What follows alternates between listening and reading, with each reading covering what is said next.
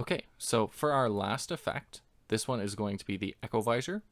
This one is much easier than the other ones. This is a really simple shader. We need to make sure that Z writing is forced to be on.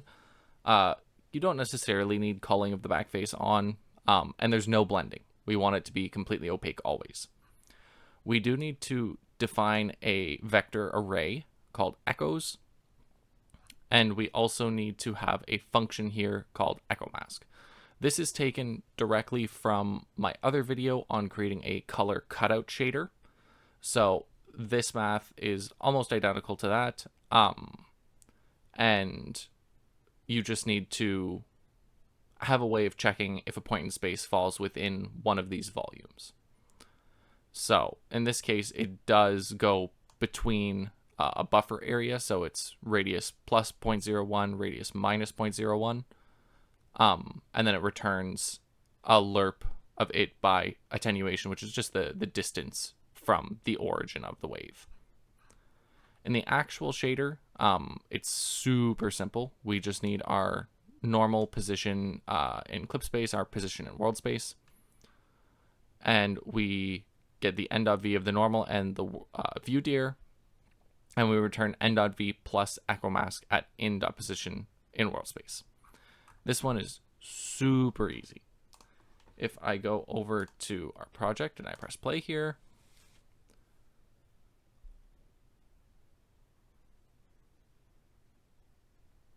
now I press 5, it should look like this. It's quite a simple little thing. Now I do have it set to release one of these waves when you shoot, as well as when the shot hits something. And then I do also have some circular concentric waves that appear. Those are actually just quad that has a material on it, and that quad's material is visible to this specific renderer. So this, while it doesn't quite look like what we want, this is how we get it started. I'm going to show you the code for how I do the echo controlling. So this is quite a simple one. I just have a list of all echoes. It's 32, which is the same size as the echoes array in the shader. And then what it does is on awake, it just makes sure to set them all to -1, so that way nothing occurs. In the update loop, it's going to update the waves and set the global vector array. The reason why this is shader.setGlobalVectorArray and not material.setVectorArray is because we want it to apply it to any material that has this _echoes property. Since this shader is going to be created for a whole bunch of different materials, if we just set it, we'd have to set it for every material. But since we have it here and we don't have it set as a property, this is now global to the entire shader. So that makes it so that way if we set this, it sets it for all instances of the shader. So one thing is we need to make sure we know where the next wave index we can pull from is. So it checks what the largest echo is by looping through all of them. So if its radius is greater than largest echo, which starts at 0, so it'll always be true for the first one, then it sets that, and it sets the largest echo index equal to that. Or it checks if any of them are -1, then it just returns. So this is to escape early if there's an available spot. If it's -1, it doesn't exist. But otherwise, it'll loop through and it'll find the largest, which is also the oldest wave, and it returns that index. So this is just to make it so it can overwrite older echoes and stop them from continuing and limiting the amount of echoes that are allowed to be in the scene. You could set the number higher than 32. I just did 32 because it seems to work fine. In the update waves, we just go through all of them. We check if its radius isn't -1, then we increase its radius by time.delta time times 5. And if its radius gets bigger than 10, then it sets it to -1. And then simply in the update loop, we just run that. Now, I do also have some static voids here that can be called from anywhere, and this creates waves. So what it does is it finds the next wave index and then just sets it by giving it the origin and a radius of 0. I do also have an eye enumerator here to create multiple waves. This just runs through a count of creating waves at the point, but it also takes into account a delay, so that way you can delay it by, 0.1 seconds if you want a few waves to appear in the same spot. So can do that. Then I also have those circular echoes that I was showing that are actually just quads. This script controls those, so it has a few different variables for controlling some properties. It gets the material and creates a new instance of it on start. So this is so it's not modifying the material for all of them, because they do all use the same material, so it creates an instanced version. And then it sets the thickness in that material. And then it basically just keeps track of time, increases the scale if you want it to scale up. It sets the size, which is the distance from the center of the wave. And it uses the fractional portion of time. And then if time is greater than 1, if it creates a global wave, it'll call create wave. If it's constant, it'll reset time back to 0. If it's not constant, it destroys the game object. Then I do also have this here. If it's supposed to billboard, then it will set the rotation to be looking towards the player. Now in our echo only shader, which is what that script is calling, so it has thickness and size. This here, again, we need to make sure that it has the light mode set to echo. And in this one, we want culling and Z-writing off, because these are kind of just an overlay effect, and we do want blending on. This one's pretty easy. I just wrote a remap function. This is a standard. This is what Unity uses when you call remap in shader graph. So I just copied it down here. So it gets the distance of the UV from the center of the image, or the center of the object. And it gets a size, which is going to be a remap of the fractional component of size between 0 and 1, between 0 and 4.45. So this just stops it from getting larger than the actual object. And then it calculates attenuation, which is just a saturated size over 0.45. And then if the distance is less than the size plus the thickness, and the distance is greater than the size minus the thickness, it returns a lerp of 3 and 1 by the attenuation. It might seem a little weird why I'm picking this number, but there's another effect that I'm going to add after that it needs to be above 1 no matter what for this to appear. Otherwise, if this isn't true, it returns 0. So that's how we create the actual effect. I have a whole bunch of other scripts that control, for actually shooting and everything, creating the echoes. So, sometimes it instantiates one of the echo prefabs, and then it can call the echo controller wave sets. So there's a whole bunch here, but I'm not going to go over this because 1, it's terrible code. I wrote it quickly. 2, it's not actually important to what I'm showing. So the last thing that we need to do is we need to also actually create a shader graph. So while this is fine, in the game, the echo visor is dark. It's almost completely pitch black. And if I turn on a full screen render feature here, you can see now it looks much better. So that is coming from this full screen shader here. I created a full screen shader graph. And in this one, it's a bit complicated. So I have all my different properties for all the different parts, but the important part here is that I have an enum keyword called visor mode. This, like other keywords, is a preprocessor directive, so it changes the compilation of the shader, and it makes it so when we're not in, if say I'm an echo, it only compiles this portion of the shader. It completely ignores these. They're never included in the script, so it reduces overhead. So I'm going to start off with the echo one, and then I'm going to show you the other ones as well later. So for the echo, we need to get the screen position, and it needs to be centered. What we're going to do is we're going to get the U and V, or the R and G, from it. We're going to multiply them by each other and get the absolute value. This creates this kind of corner map here.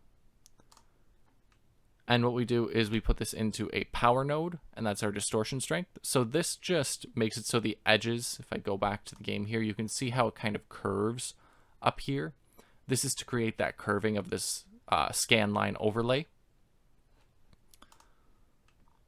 So we take that and we multiply it by the screen position, and then we multiply it by a magnitude value, and then we take our screen position and we add it to that. So this distorts the edges of the UV, so that way we have this kind of funky distortion effect in the corners. Then we feed that in as the UV for our tiling and offset. For the tiling, we get a float for our number of lines. We feed that into the Y component of a vector 2. And that's going to be our tiling. While it doesn't look like it's doing anything right now, it will later. Then for our offset, what we do is we take time, multiply it by scan line speed, feed it into Y, and that's our offset.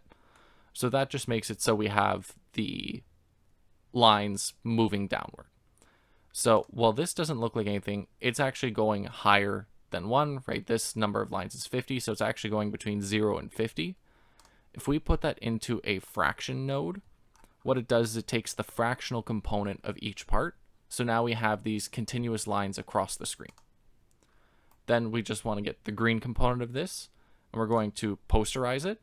And I have the posterize step set to 2 here, so it's actually just going to be 0 and 1. But you can control how many times you want to posterize it.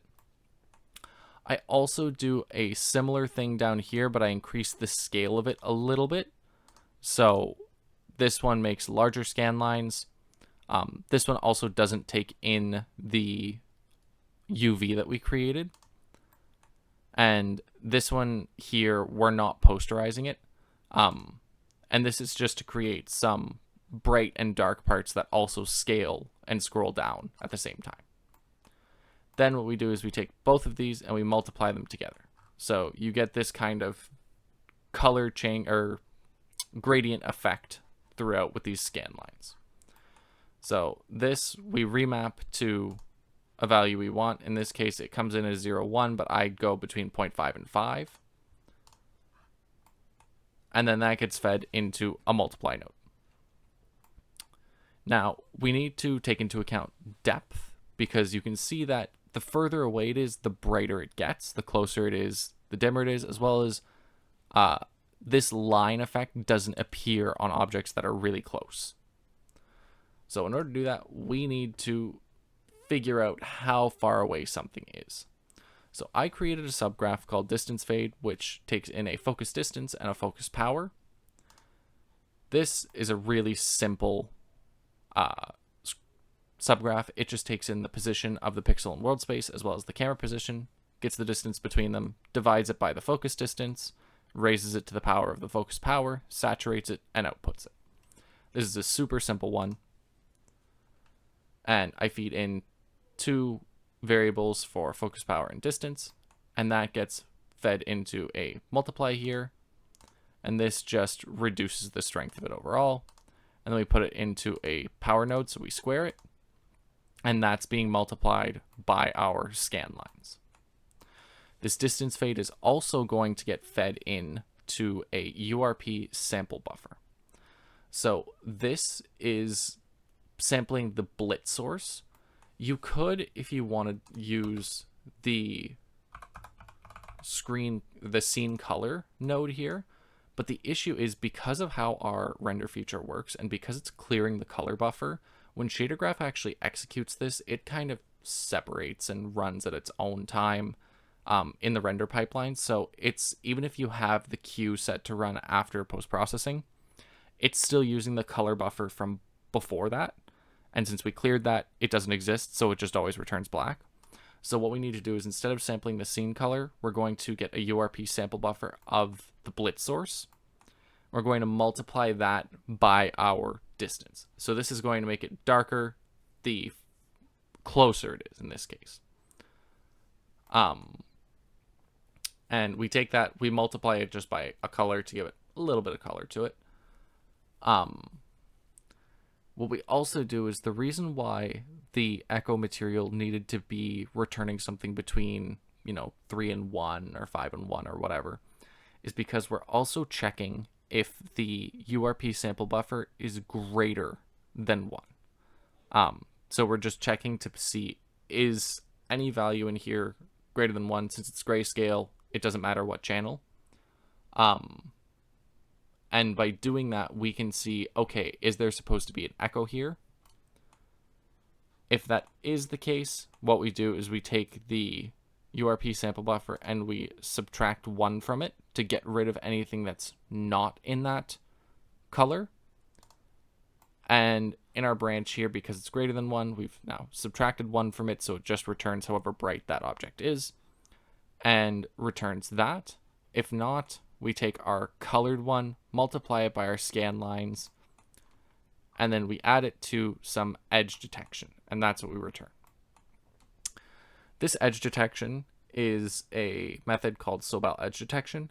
I had a video on it again in my color cutout volume, so I showed how to do it there.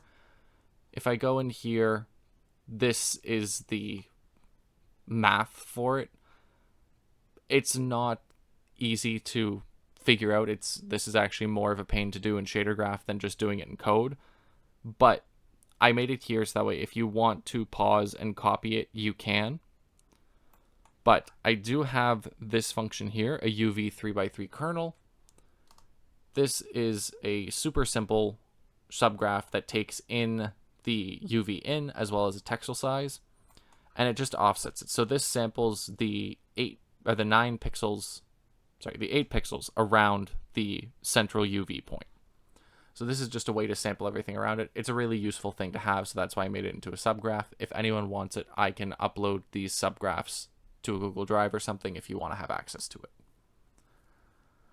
So we take that and we multiply it by a bright color, and then we add it to our original value, and then we set that to our false. So this is if the URP sample buffer isn't above 1. So if there's none of those visual echoes we're creating. And then finally, we feed that into our visor mode for echo, and then this outputs to the base color. So that makes it so now if I go into play mode here,